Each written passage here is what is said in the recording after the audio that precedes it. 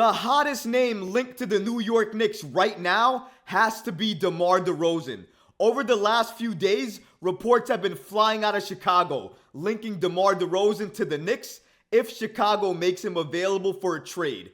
And recently, former GM of the New York Knicks, Scott Perry, spoke about DeMar DeRozan and his possible addition to the New York Knicks and his fit. And not only that, folks, we have an insane trade proposal that lands the New York Knicks DeMar DeRozan from Bleacher Report. We're going to break down all of this and so much more today. So be sure you're subscribed to the channel and have notifications turned on so you don't miss a second of the new content. And now, let's get started. Former Knicks GM Scott Perry recently spoke out about DeMar DeRozan and his fit with the New York Knicks. Ever since leaving the Knicks this summer, Scott Perry has been extremely vocal about what the Knicks should do and who the Knicks should add, but not only that, who the Knicks should avoid. He's been joining the Hoops Genius podcast a lot, speaking about a number of different topics. And the topic about DeMar DeRozan and his potential addition to the Knicks recently came up. And he gave a lot of great insight on DeMar DeRozan and his potential fit with the Knicks, calling the Knicks, if they were to get DeMar DeRozan, a high-level problem. Roll the clip. It's the same thing that I said about Miami. Again, you'll have a number of players that operate in the same area. You know, obviously Jalen Brunson, excellent in the mid-range. Julius, excellent mid-range, getting to the basket. RJ gets to the rim. But, you know, Jalen Brunson is shooting well over 40% from three. RJ Barrett is shooting close to 40 right now. I think he may have dipped slightly below over the last couple of games. And Julius is capable. So again, that will be incumbent if they decide to do that again, and all those three guys are there, and DeMar joins that group, then it's going to be incumbent upon Tom Thibodeau and staff to figure that out. And how do you get your four top players on the court along with Mitchell Robinson, and you figure out the best offensive path. But sometimes those are high-level problems to have, and you may rather have that high-level problem than not. Scott Perry is a wealth of information. I just love hearing him talk about the game of basketball, the Knicks, and hearing his insight. And I don't disagree with what he says about DeMar DeRozan and his fit with the Knicks, because absolutely, he's an all-star. I'm not trying to knock him or anything he gave to this game, what he did during his prime, what he did with the Raptors, everything he can do from the mid-range. I understand that. And if you listen to what Scott Perry said, he called DeMar DeRozan's addition to the New York Knicks a high-level problem for the New York Knicks to have. And before he said that, did you notice that he mentioned that Jalen Brunson, Julius Randle, and RJ Barrett were all capable of shooting the three-point ball? I think he mentioned that because if DeMar DeRozan is added to the Knicks, then it's going to be Tom Thibodeau and his coaching staff up to them to figure out how to use DeMar DeRozan. And it seems like Scott Perry was hinting that if he was the coach and he had to call it, he would have Julius Randle, Jalen Brunson, and RJ Barrett, more or less, maybe one or two of them, operate more or less outside at the three-point line, and then allow Jalen Brunson or an RJ or a Julius Randle and DeMar DeRozan to operate more in the mid-range. So basically, one of those three will sacrifice their mid-range game so DeMar can go ahead and take it over, and one of the better three-point shooters within those group will go ahead and take out a three-point shot and settle for that shot instead, sacrificing their game. And it doesn't have to mean it has to happen all the time, but I think Scott Perry was indicating that that's how you allow a DeMar DeRozan to fit within this group and allow all of your scorers, all of your best offensive weapons to be on the floor with Mitchell Robinson and allow that unit to work. It's going to be about sacrifice, and I think that's what the coaching staff's going to have to say.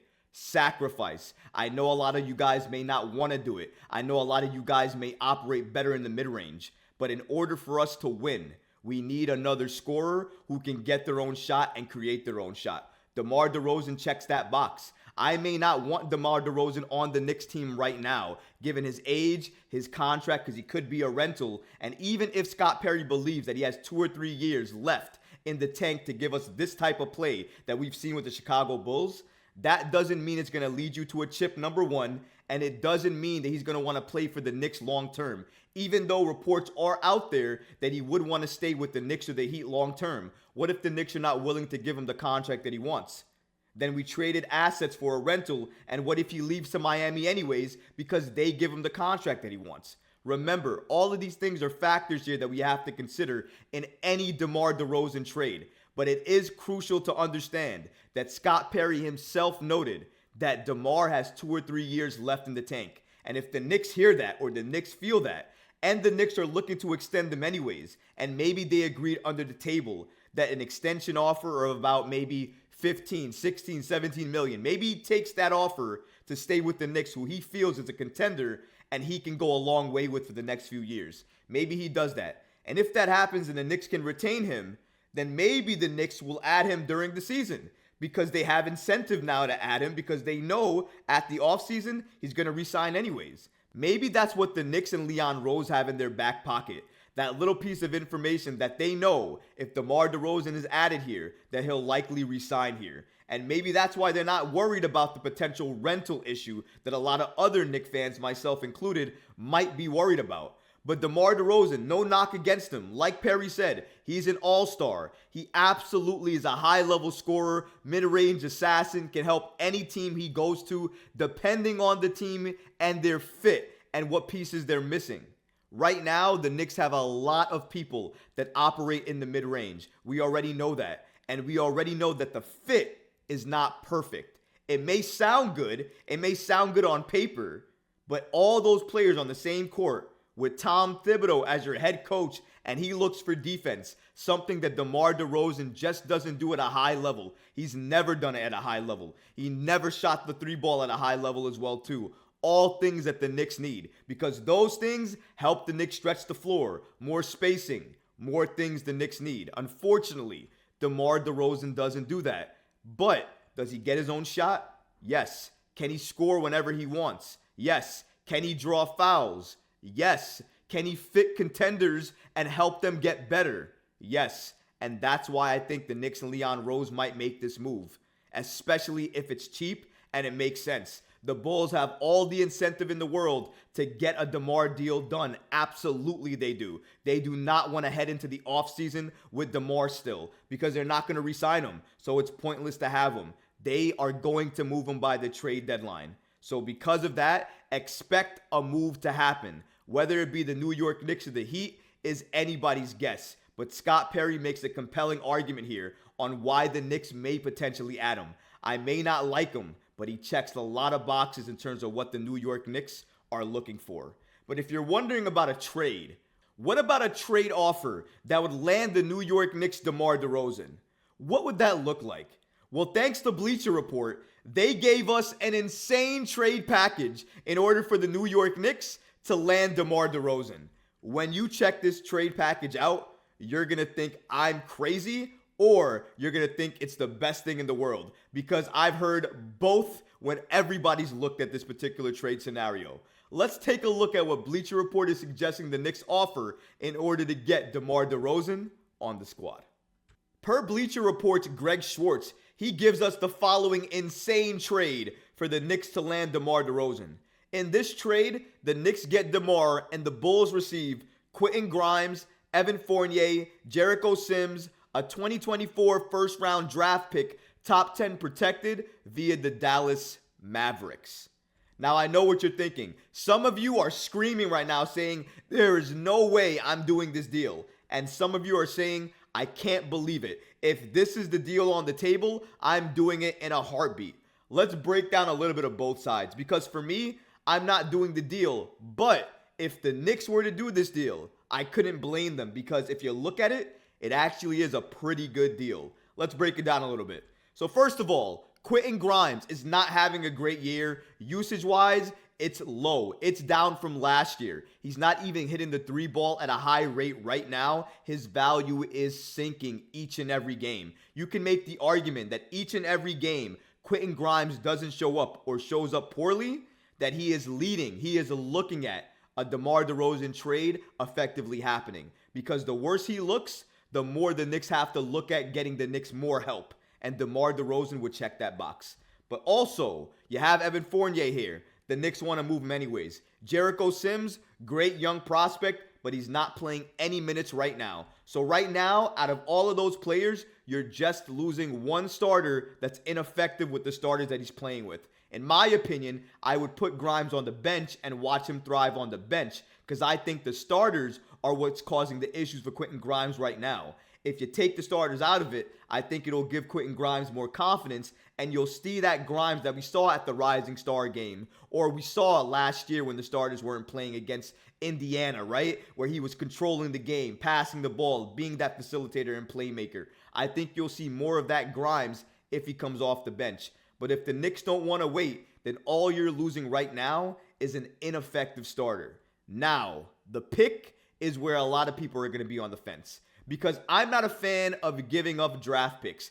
It may not be our pick. I get that. It's not our pick. We still have a pick in the next year's draft. I get that. Understood.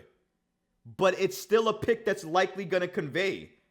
Dallas is likely going to be a very good team, which means that this pick is absolutely going to convey. And we don't know where talent is going to hit this year. Who's to say wherever that Dallas pick lands is not going to be the next best thing for the Knicks? I don't want to take the risk of giving up that pick and giving up what that pick means. Because maybe you can even flip that pick for an even better star down the road. We don't know. But if you give it up now for DeMar DeRozan, you effectively take it off the table completely. And that's the only thing that I'm not comfortable with because I don't know what that pick is going to turn into or who that pick is going to turn into. And I know, I get it. The New York Knicks do not draft well. They don't draft players to develop them. And arguably, you can look at what they did to their recent draft pick and they lowered their values. And when they traded them, they got little to nothing back for them. See Obi Toppin. I get that. But it doesn't mean you stop drafting because you don't know who you're going to draft, number one. You don't know the value of that pick, number two. And you don't know what other teams around the league are going to need or want. And because of that, any draft pick could be the pick that leads you to get the star or superstar that you want. Not drafting is not something I can get behind. With a pick that is absolutely going to convey, I don't know. I'm very iffy about that. If the Knicks made the offer and made this trade happen, and this was the trade package on the table, I would not be mad at it. But I would not 100% be on board with it for the reasons I'm saying right now. DeMar DeRozan is definitely a name to watch for the New York Knicks headed to the trade deadline. But he is not the only name to watch. The Knicks are going to consider a lot of other different targets. And they are going to look at adding different players to this team so they can help the Knicks get better in this Eastern Conference and hopefully make them a threat in the East when it comes to the playoffs. We don't know exactly what the Knicks are going to do, but mark my words, the Knicks are going to make a move at the trade deadline. The player they're going to add, that's the only question mark. But making a move, they're going to do that absolutely.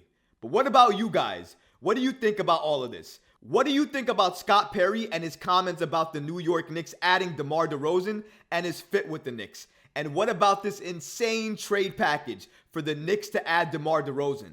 Would you consider it? Let me know in the comments below, guys, because honestly, I would love to hear from you.